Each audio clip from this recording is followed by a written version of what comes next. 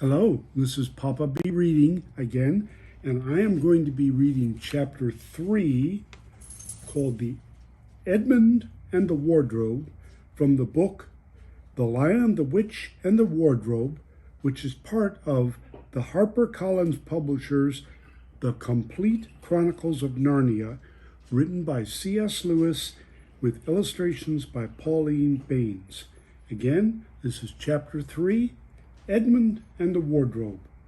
Lucy ran out of the empty room into the passage and found the other three. "It's all right," she repeated. "I'm come back." "What on earth are you talking about?" "Lucy," said Susan. "Why," said Lucy in amazement, "haven't you all been wondering where I was?" "So you've been hiding, have you?" said Peter. "Poor old Lou, hiding and nobody noticed. You'll have to hide longer than that if you want people to start looking for you." "But I've been away for hours and hours," said Lucy. The others all stared at one another. "Batty," said Edmund, tapping his head. "Quite batty." "What do you mean, Lou?" said Peter. "What I said," answered Lucy. "It was just after breakfast when I went into the wardrobe, and I've been away for hours and hours and had tea, and all sorts of things have happened." "Don't be silly, Lucy," said Susan. "We've only just come out of that room a moment ago, and you were there then." "She's not being silly at all," said Peter. "She's just making up a story for fun, aren't you, Lou? And why shouldn't she?" "No, Peter, I'm not," she said. It's a magic wardrobe. There's a wood inside it, and it's snowing, and there's a fawn and a witch, and it's called Narnia. Come and see."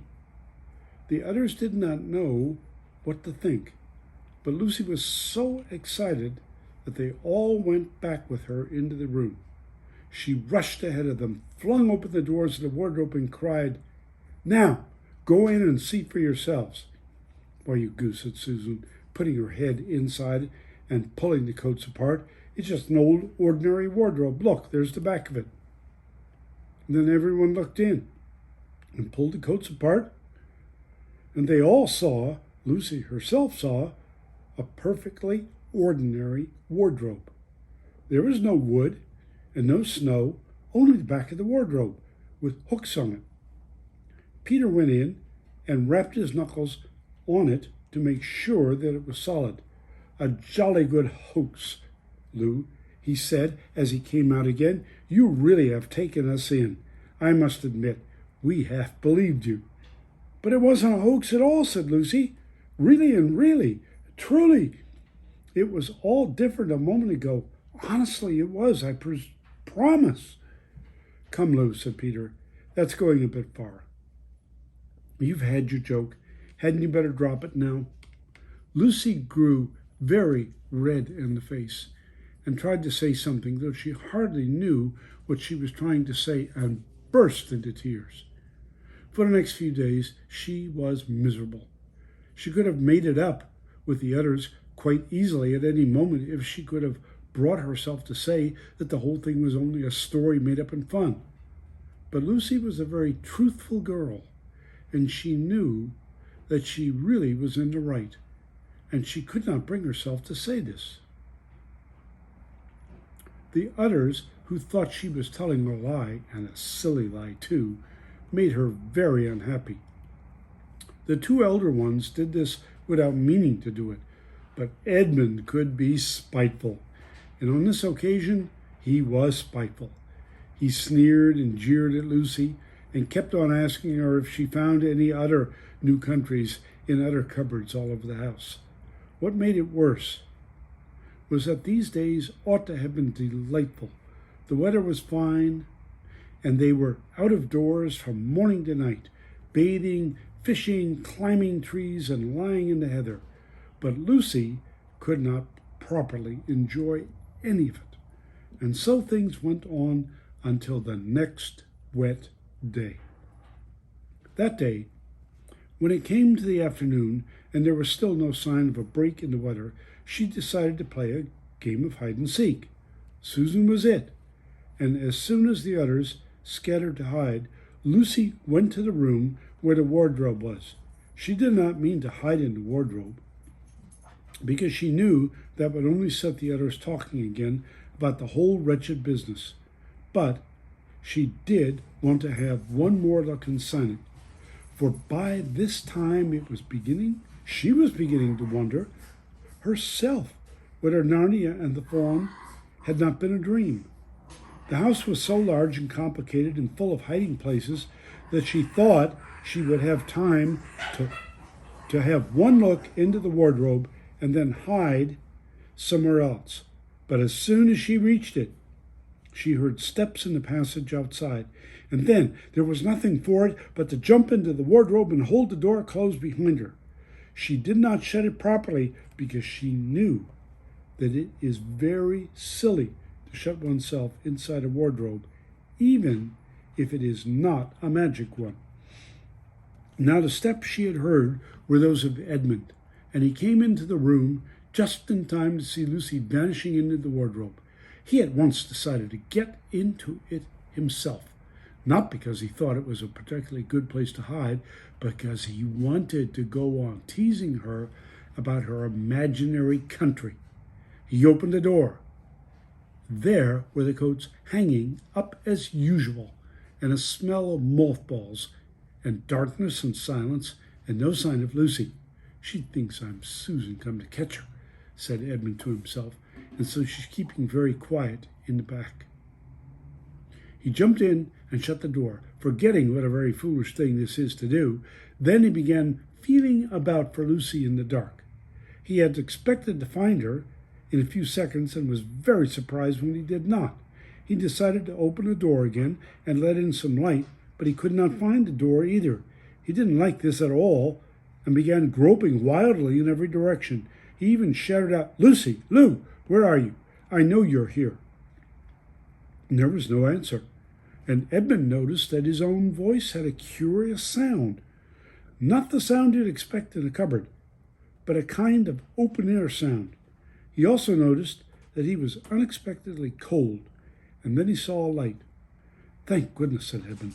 "The door must have swung open of its own accord." He forgot all about Lucy and went toward the light, which he thought was the open door of the wardrobe, but instead of finding himself stepping out into the spare room, he found himself stepping out from the shadow of some thick, dark fir trees into an open place in the middle of a wood.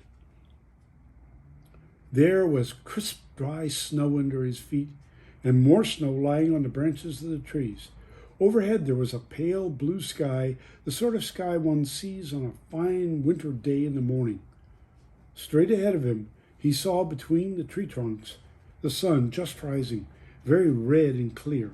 Everything was perfectly still, as if he were the only living creature in that country.